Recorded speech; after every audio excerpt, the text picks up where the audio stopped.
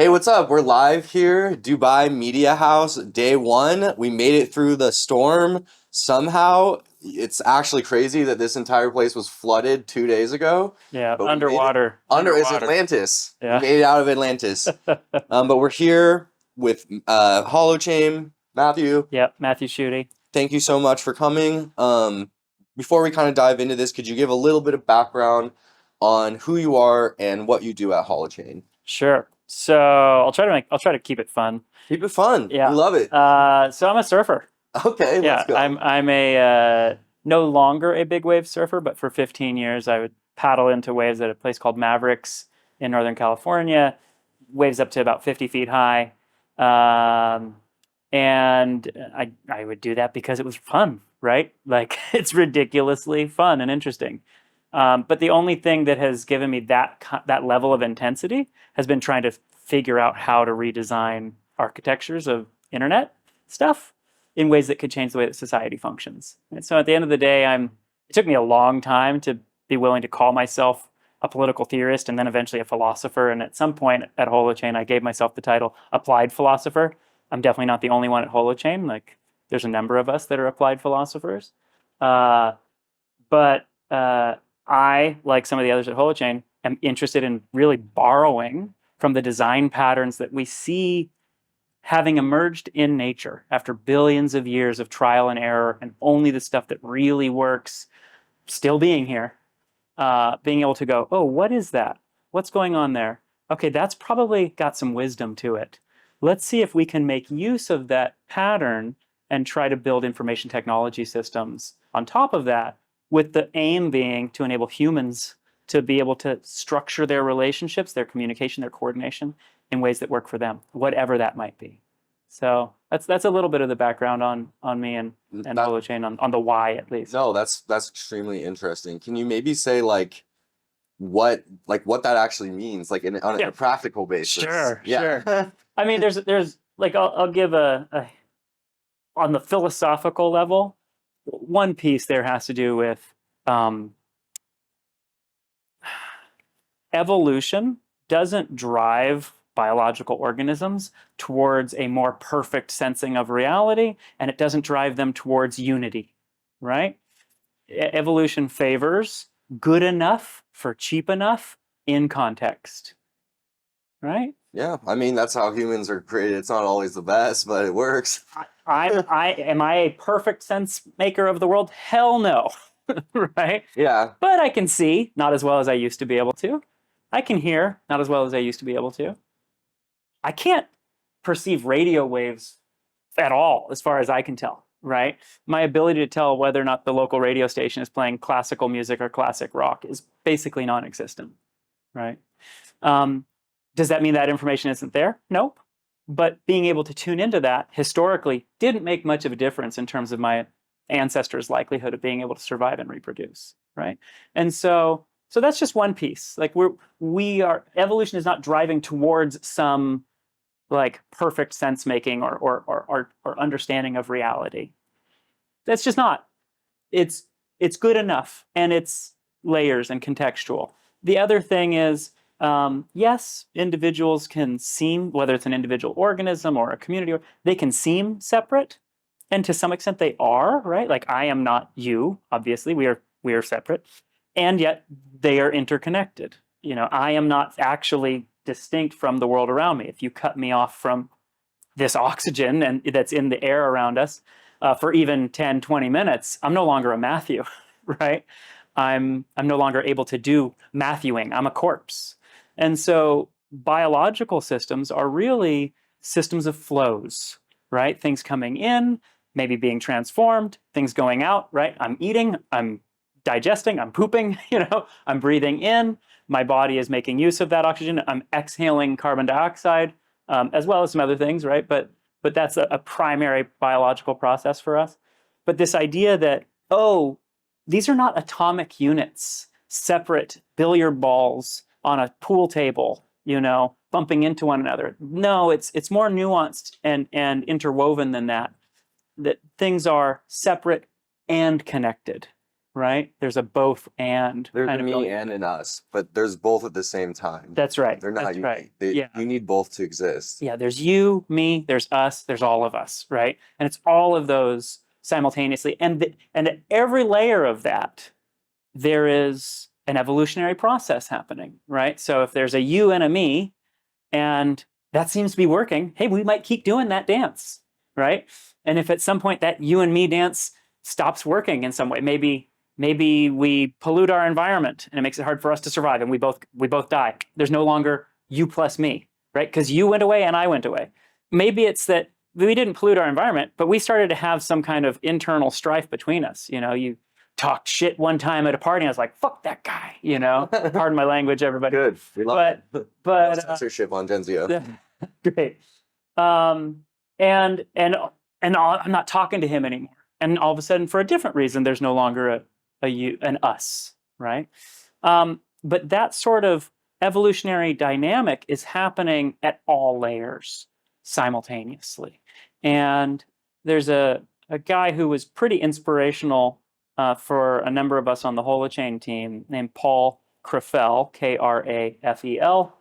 And Mary's talking about him too. Yeah. yeah, he wrote a book called Shifting, then published under the title Seeing Nature, Deliberate Encounters with the Visible World. And then recently we helped him republish it under the name Shifting again.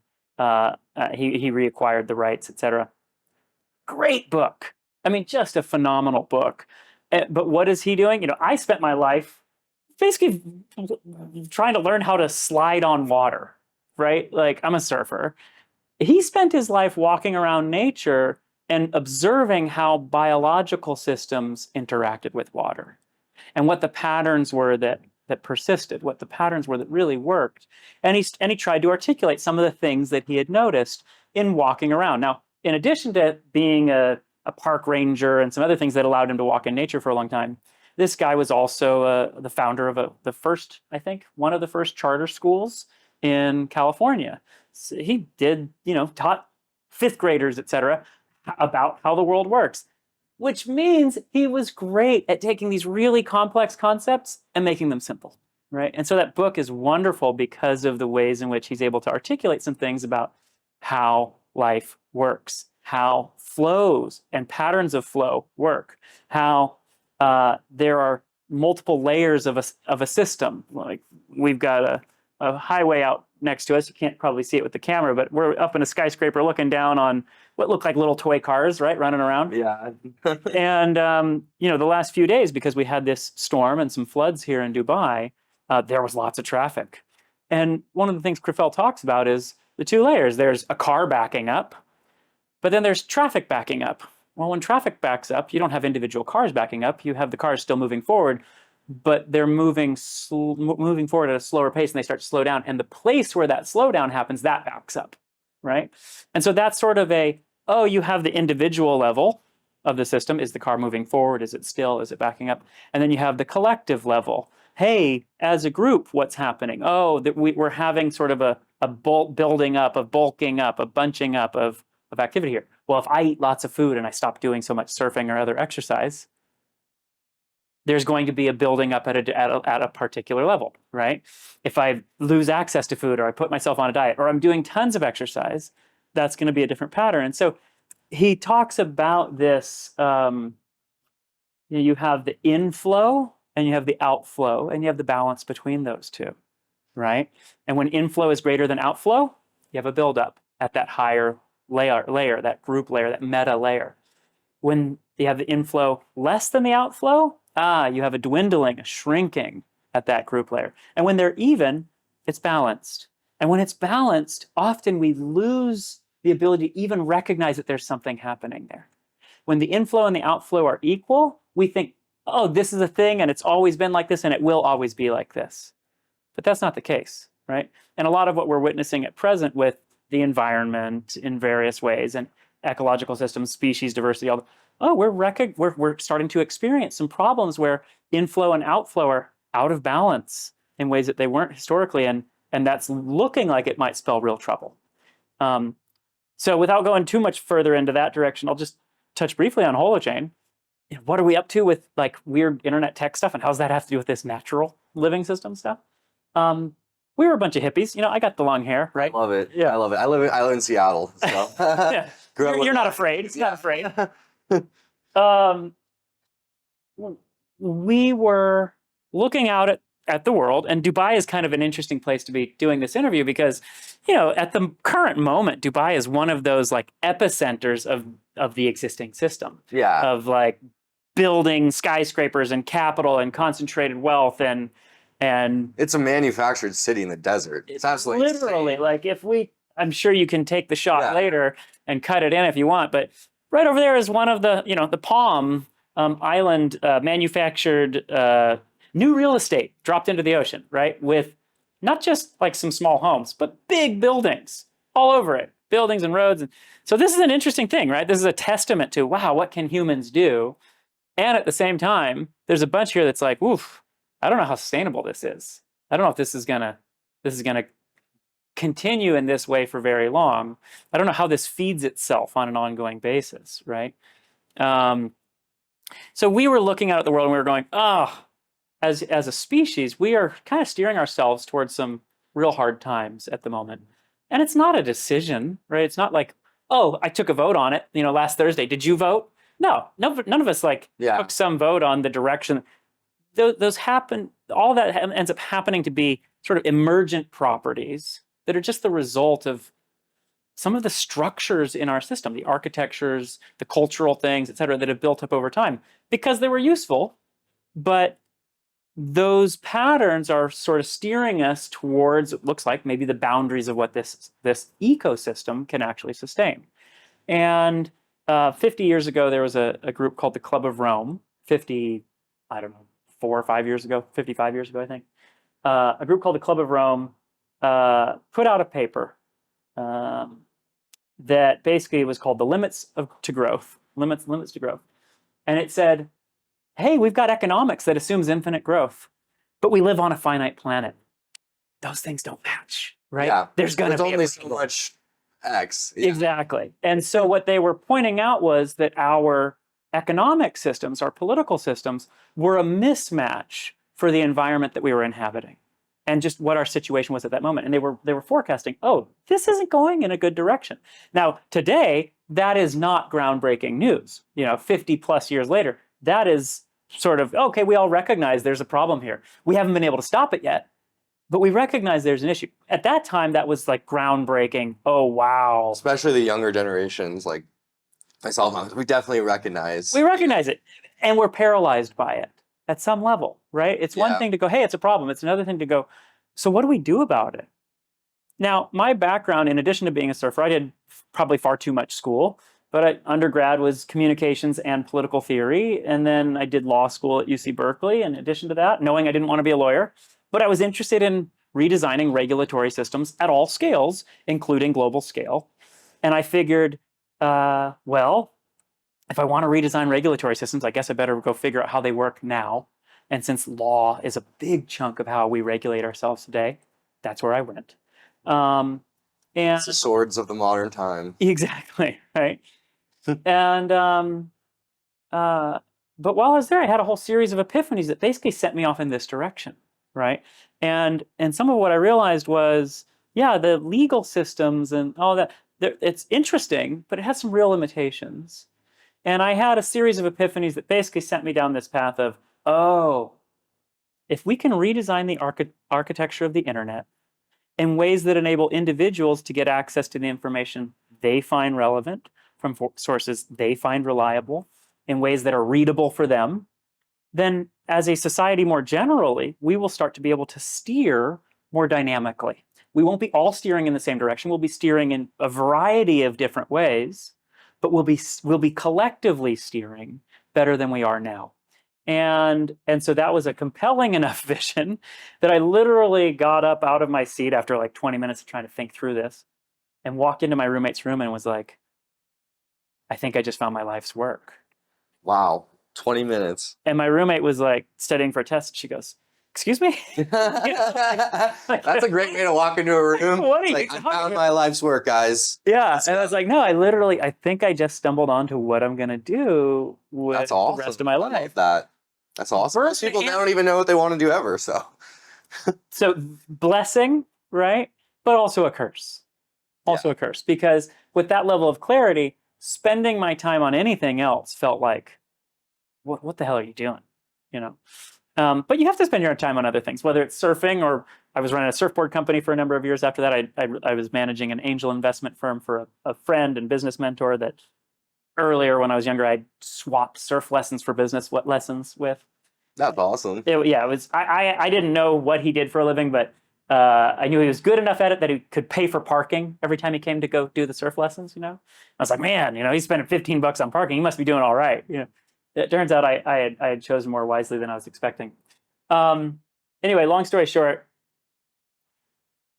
which is a catchphrase of mine because I tend to tell long stories. I love it. That's why we have podcasts. Yeah. So just conversation's important. The long story short there is I got clear. Okay, that's what I want to go work on. I didn't know if it was possible, right? Like I saw this, if you could make it so people could remix information, like somebody publishes a thing and somebody else can subscribe to it and then they can combine it in some way and publish that, and then others could either take that or maybe go back and redo the initial formula and get to the raw material. I was like, that seems like how this thing needs to work. Can you do that? Like, how do you do that? How do you make that work in a way where the costs don't just all land with like one party or the thing's controlled by some, particular entity? Yeah, or becomes corrupted. Exactly.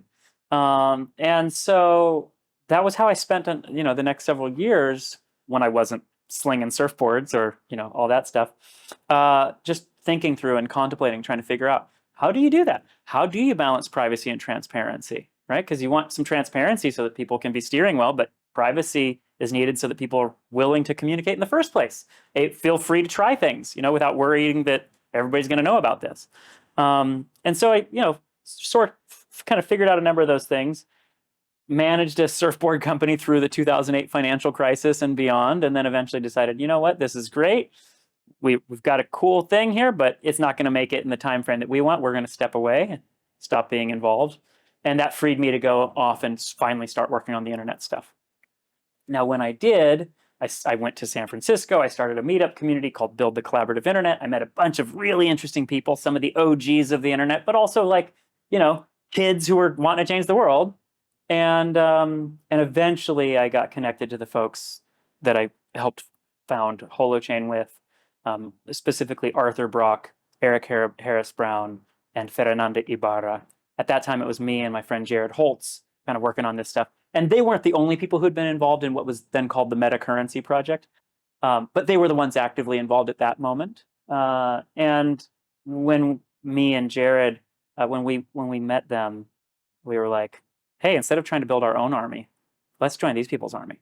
Like they're trying to build the same stuff we are, but they really have the technical chops to pull it off, And I didn't, right? Like the reality is when I stepped away from running that surfboard company, my mentor, Peter, said, what do you want to do next? I said, well, I got to go see if this internet thing is a reality. Is it possible? And he's like, how can I help?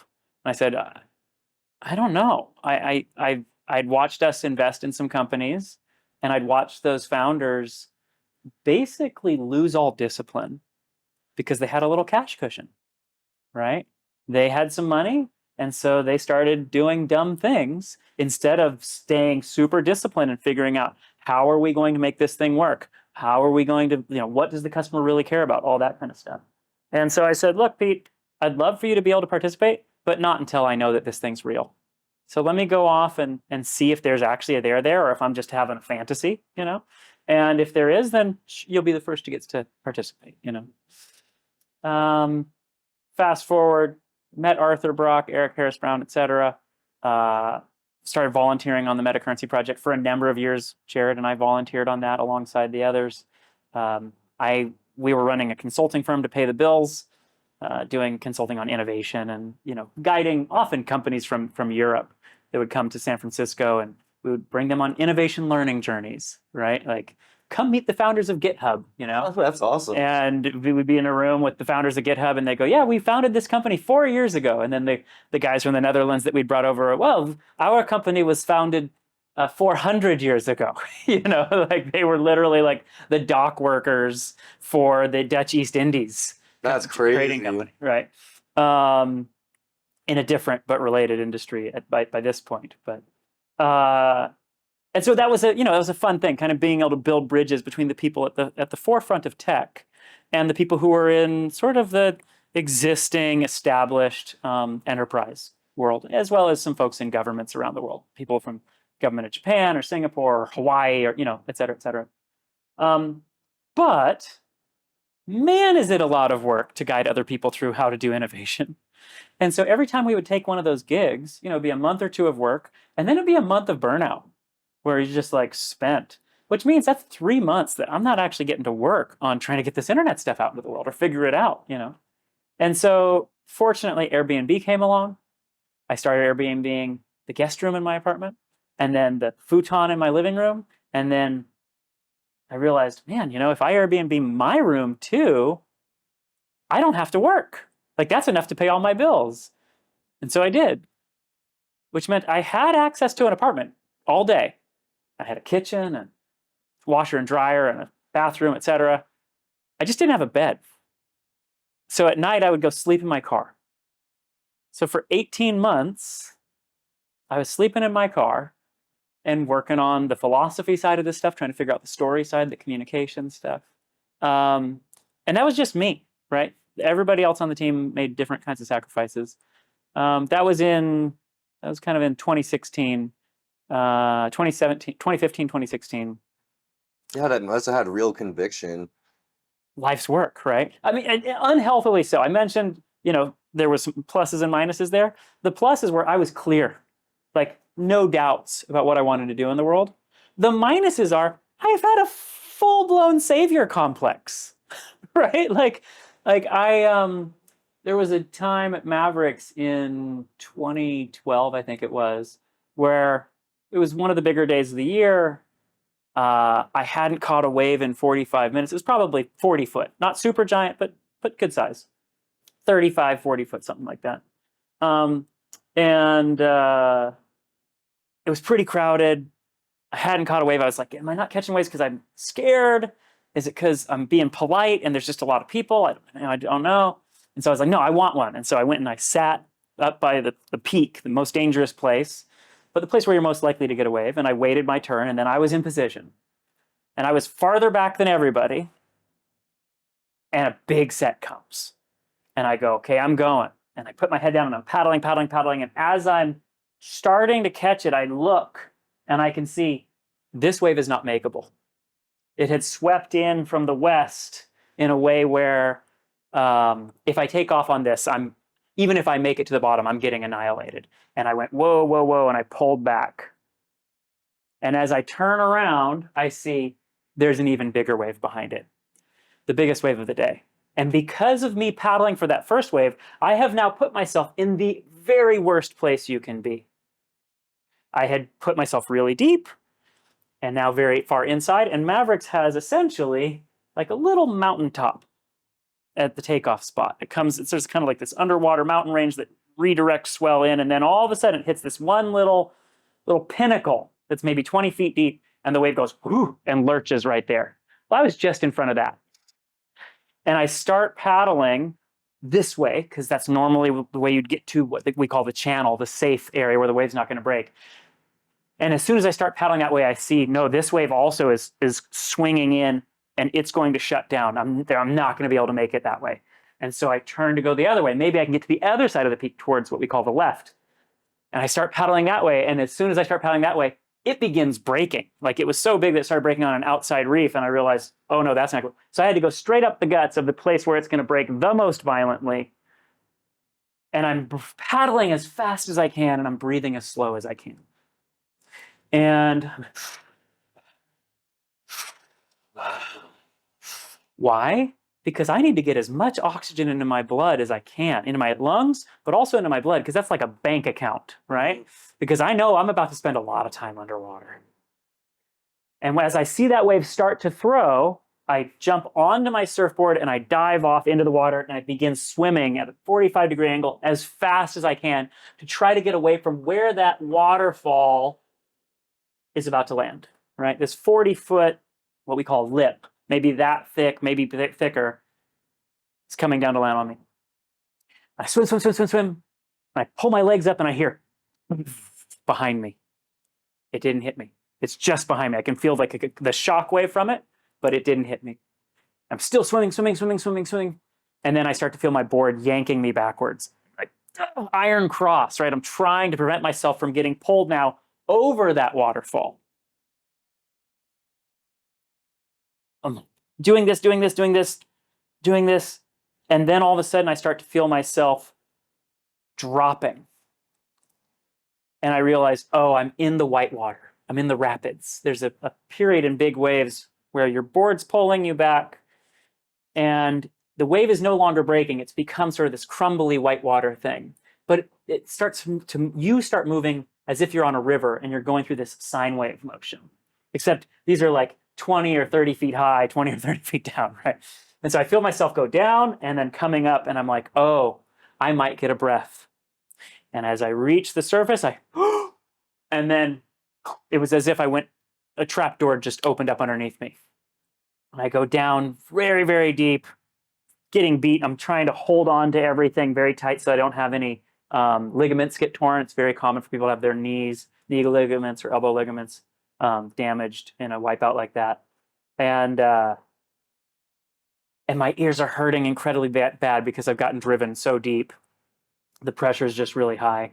And I'm just getting torn up. It's like being in a car accident, right?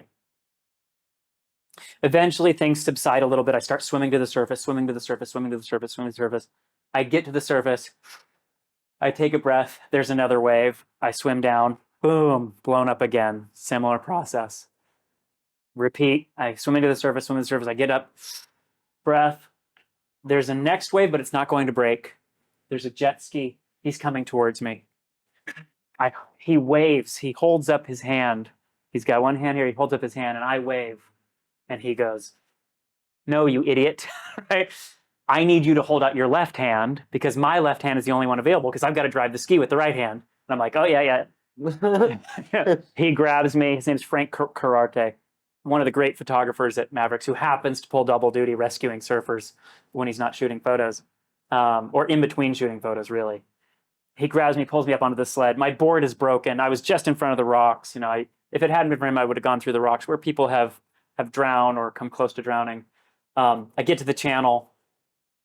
Guy interviews me, says, hey, how is that? You know, and how's your board? And my board's broken and floppy. I said, well, it was a 9.8, now it's a 4.4. You know, and I didn't think much of it, right? I was just dealing with it in the moment. I go to visit my parents. They were living a little south of San Jose, so an hour or so from there. I go visit them. I go to bed that night in their guest room. I wake up in the morning. I get on Surfline, the most popular website in the surf world at that time. And I see a little feature about Mavericks that day. And sure enough, there's a photo and a video of that wave landing on me. Oh, dang. And there was a clip from the water and there was a clip from up on the cliff looking down on it. And when I saw that video, I went, oh my God, I could have died. And I was okay with the idea of dying already at that point, because when you're surfing big waves, like you recognize, hey, there's a chance I'm gonna die. Every time you paddle out, basically, like, hey, there's a chance I could die. And so you get comfortable with that notion. But what I realized in that moment was I was not okay with dying without having shared the stuff that I had figured out. That need to share and have the nudge the world in the direction I thought it could be and should be nudged in felt far more important than me. And that can feel romantic. At the same time, that's terrible. That's a horrible way to go through life. Thinking that some particular thing that you're up to or are working on is more important than life itself. That's how I feel about Genzio. And not that it can't be useful. Yeah. Right? But it's workaholism through and through. Right? It's letting our sense of self-worth be defined by our ability to make a contribution. And years later, after a 6-month-long depression, after I'd figured out a bunch of stuff, and I was like, oh, I want to share this with the world. And I couldn't. I just couldn't sit down and write it. I couldn't get it out. I was talking to Eric, one of our other co-founders, and he said, how important is duty to you? And I was like, I mean, it's pretty important. You know, my dad was in the Army, and my mom was in the Army, and I just kind of, you know, it feels like I feel like I was given some gifts and I want to contribute. And if I don't contribute before I go, it feels like it's just this, it's not balanced in some way. I don't know. It feels important. And I was like, oh shit, this is just workaholism again, right? I had that recognition because I had realized when I was younger that there was workaholism, but it always had shown up as working constantly. And this time it was showing up as not being able to work. And what I realized was that I had fallen in love with that belief that, oh, if I do this, great, it could change the world. And if I don't, maybe we go extinct. I had given myself no freedom to fail. So I'd given myself really no freedom to try, right? So my ability to sit down and write something or speak something or whatever was really hampered by... You wanted to be perfect. Exactly, because it mattered. The stakes were so high. And what I realized in that conversation with Eric was, okay, I can keep doing the work, but I can't do it from that same place any longer. It can't really be coming from this, I'm going to save the world place. I have to be doing it from a place of, this is what's fun. This is what's thrilling for me to work on. That's why I'm doing this. And that is so much better of a spot to be coming from, both because it's freeing, right? But also because it makes room for everybody else to contribute. You know, you're not feeling threatened when somebody else shares the idea that you had a little better or a little earlier than you were able to, right? No, it becomes, sweet, another person to play with. Yeah. So yeah, that's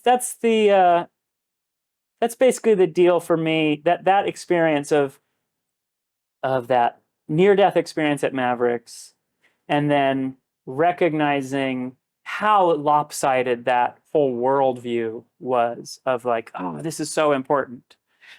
Is the stuff that I'm working on important? I think so. I mean, I wouldn't be working on it if it wasn't.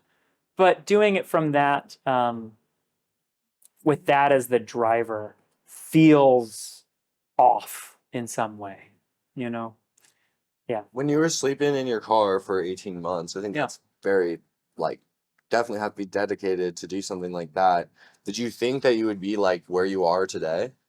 Like, did you think Holochain would be built and be here in Dubai and you'd be talking about this? So it's funny. At that time, so again, this was an all volunteer project, and there wasn't any ambition to build a company.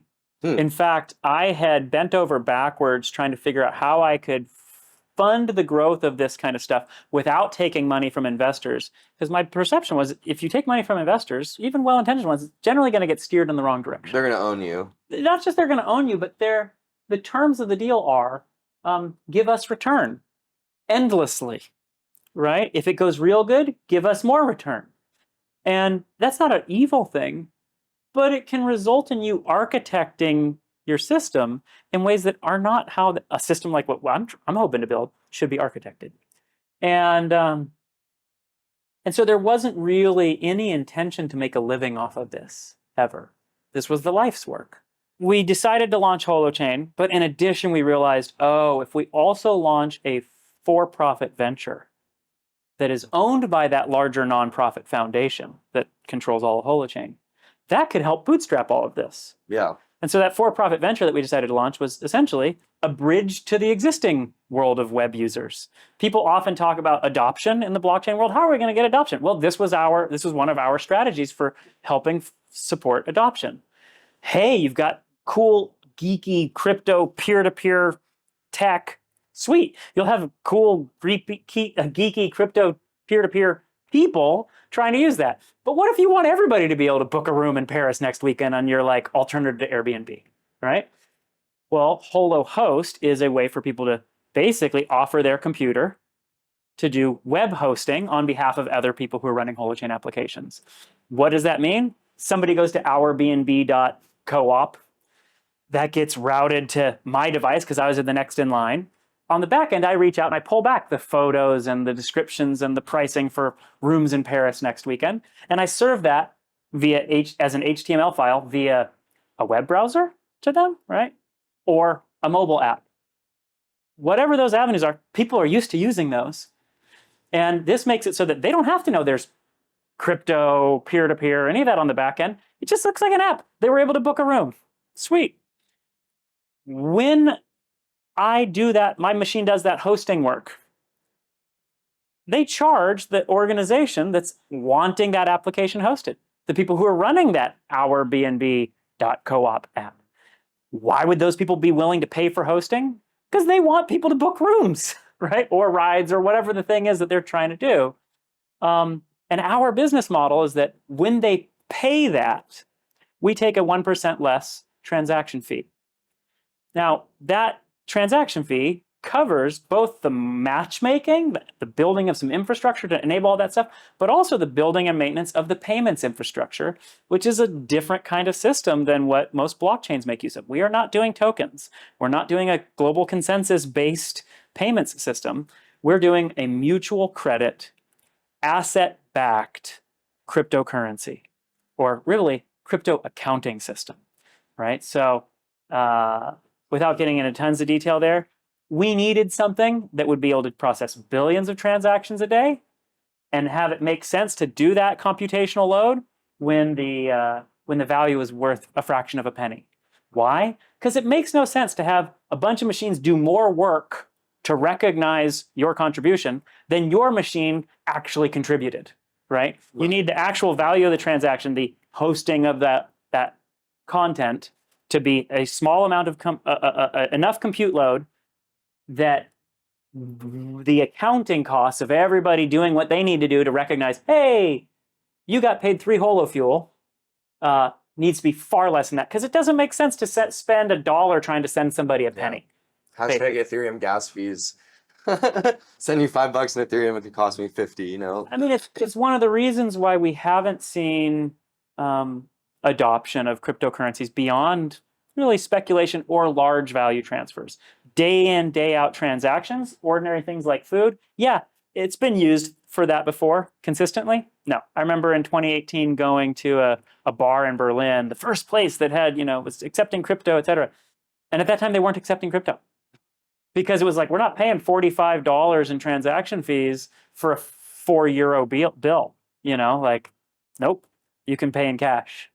Now, that's orders of magnitude more expensive of a transaction than what we're wanting to do, right? We're wanting to do like pennies or fractions of a penny payments. And so we had to design an accounting system that could do that as efficiently as we needed it. And that's what HoloFuel is. The reality is Holohost solved 2 problems for us there, right? One, it builds a bridge to a world of existing users or potential user base. But 2, it enabled us to have a way to fund all of this and bootstrap it into existence. So back in 2018, we did this is 6 years ago now, right? Like end of April is when we closed our ICO. We did an ERC20 token. An initial community offering was how we framed it. And we ended up raising about $20 million and sold something like 177 billion units of holofuel. So holo was a little tiny thing, right? And fortunately, the world, after seeing us and seeing some of the other folks that appreciated what we were up to, like the chief financial officer of Mozilla at the time, and the head of global insights for Coca-Cola, and the head of the think tank on the future of organizations for Deloitte, the world's largest consulting firm. Those people all said very nice things about us. And the rest of the world went, ooh, and they bought in. And then afterwards, the other folks bought in, and that value went up. And it went up, and as the cryptocurrency world does, it went up and it went down, it went up and it went down. And at some point, it was worth 2.5 or $3 billion as a market cap. And at present, it's less than that, but still 10 or 15 times what we initially raised.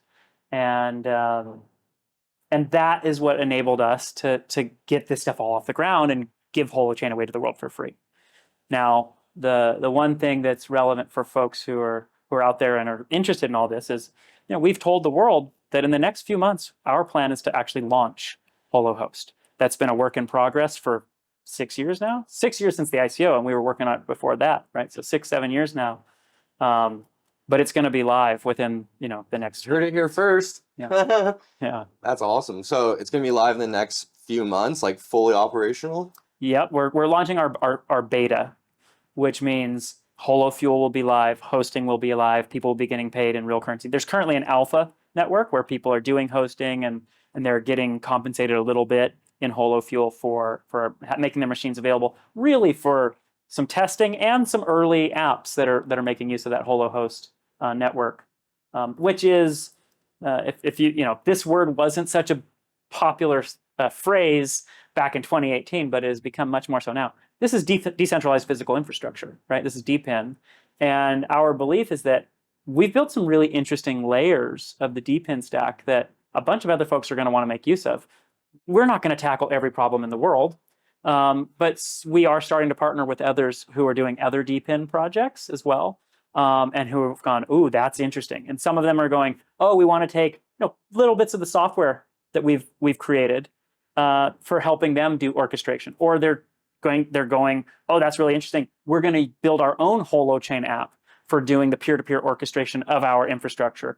Or others are taking a look and going, oh, I think we want to make use of Holofuel as our payments. Yes, we raised with some token, but Holofuel looks like it could be the payment system that we actually want to use internally for our accounting, because the token stuff just doesn't work for the volume of transaction, or the size, the scope of transactions, the scale of transactions that they're doing similar to us, right? So, like I said, it's early days. I think for a lot of those folks that out in the world that might be interested in making use of Holohost or some of the layers of Holohost like Holofuel for DePIN projects, one piece to point out is, we're planning to charge a 1% transaction fee, but it's possible if you're wanting to make use of Holofuel within some particular ecosystem of your own, you can tack some transaction fee on top of that, right?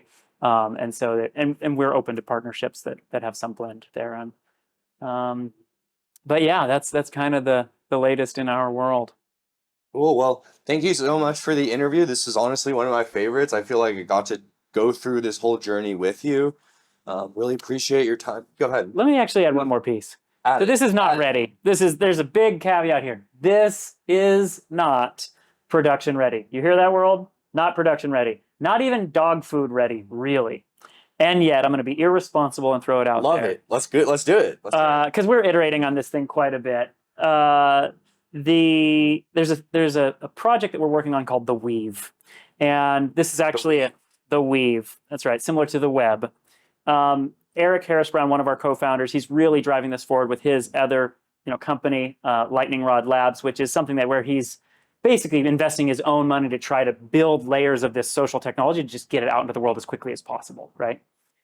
So the idea with the Weave is, with the web, you had basically HTML, HTTP in the URL, later CSS, JavaScript. But let's just take those initially. Those three things together make it so that, sure, you got to buy a computer. Yes, you have to pay for internet access. But whether you publish one document or 1 million documents, you're basically paying the same cost, right? So for the first time, these open protocols made it so that the marginal cost of publication went to zero, right?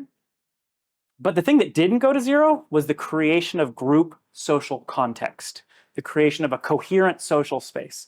And so what happened was we had the emergence of all sorts of venture capital platforms, funded platforms that helped you create social coherence. So you had Facebook groups, you had GitHub code repositories and the teams within which to share that stuff. Uber, Airbnb, you name it. All these things end up being some form of creating a brain structure, et cetera, and being able to manage that. And that's been a giant source of value capture for those organizations, but also a big friction point, because it's the platform that has been the center point of how all that activity occurs. Holochain being peer-to-peer flips that on its head a little bit, because we're putting people in the middle. These are people-centered applications. The first app that is what we call a frame. Frame is sort of like in the world of the web, you have a browser, right? That's the thing that most of us interact with the web through. Well, a frame is kind of like a browser, but for the Weave. The first frame is called Moss. Moss looks a little bit like Discord or Slack, right? You've got little circles on the left-hand side. Those are your groups. You can create a group. You can join a group. You can go and grab and download apps into any of your groups. If somebody else has downloaded and installed an app in one of the groups that you're in, you'll see, hey, here's this app that I can join within this group. And all of a sudden, you have a shared space for you guys to be doing work or playing together. because it's all operating peer-to-peer, those apps become interoperable from the get-go. You don't need to make an API call from one server to another. Nope. With Holochain, you're always writing to your own device. You're always making changes to your own state. Well, anything I can read out of this context, I can write into that one and vice versa. Which means we encourage people to build really simple apps. Like build a sticky note app. Don't also implement notes and due dates and video conferencing. No, sticky note. And if somebody wants to add a due date, great, go grab the due date functionality from the calendar app and embed that in there. Or embroider it is the way I've been talking about it lately. Right? Yeah, you're going to tack it onto that. Okay, you've got a video conferencing app. Great. You don't want to also implement chat. We've got a threaded chat app. Go grab a particular threaded chat and embroider it onto that thing. Right? And all of a sudden, what you have is the ability to remix applications. And not as a developer, as an end user, be able to go, hey, let's modify, let's weave these things together in ways that work for us. And each of those apps ends up being run just by those of us in that collaboration space, right? They're not visible to anybody else in the world. They're all run on their own separate encrypted networks. Each app is its own separate application, its own separate network with its own users, and we are the bridges between them, right? You can share it if you want. You can share it with other folks if you want, but the bridging goes through the social relationships. You know, when this is actually how the real world works, right? If you want to get something done at City Hall, you don't open up an API call to City Hall. You go talk to somebody at City Hall or somebody who knows people, right? So it's always through the people themselves. And that's basically the pattern that we're trying to make use of in Holochain and in the Weave. And as it's just sort of this is one of those other like design pattern principle things that I think we're borrowing from nature. And that is complex problems get a whole lot simpler when you are able to take into account and preserve the perspective from which the thing was witnessed or the action was taken, right? This is not just data we're throwing in. This is Matt said, blah, blah, blah. This is Bill said. This is Zach said, right? And when you have that preservation of provenance, it unleashes a whole bunch of capacity. It makes it so that the wicked problems that you really just aren't able to solve today start to sort of, those Gordian knots sort of untangle and become much, much easier to weave together into something new, some new fabric. We heard it first here. The Weave, thank you so much, Matthew. This has been an absolutely epic interview. Let's go. Yeah, if you want to learn more, theweave.social. I'm sure it's got typos and things because we literally threw it up like a week or two ago. At holochain.org and holo.host. Those are probably the relevant links. Let's go. We'll see him here on X, so go ahead and click on the links. Check it out. Definitely follow and stay tuned for more. Thank you so much for your time. Yeah, thanks so much, Zach. Thank you. Ciao. Killed it.